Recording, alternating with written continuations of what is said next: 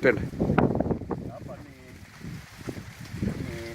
ploti mbili tofauti ambazo tumeziweka katika shamba darasa hili, kwamba hii ni ploti ambayo haijapokea mbolea yoyote tangu tumepanda. Maanake ni kwamba ploti hii hatukupandia mbolea wala kukuuzia, wakati hii ploti ya upande wa kushoto kwangu ni ploti ambayo tumepandia mbolea kwa kiwango kinachopendekezwa.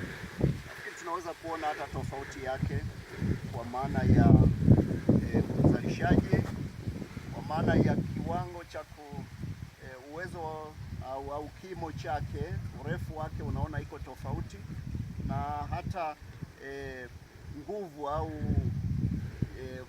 bua lenyewe kwamba lina uwezo mkubwa kwa sababu limepata huduma ya kutosha. Kwa hiyo iko tofauti hapa.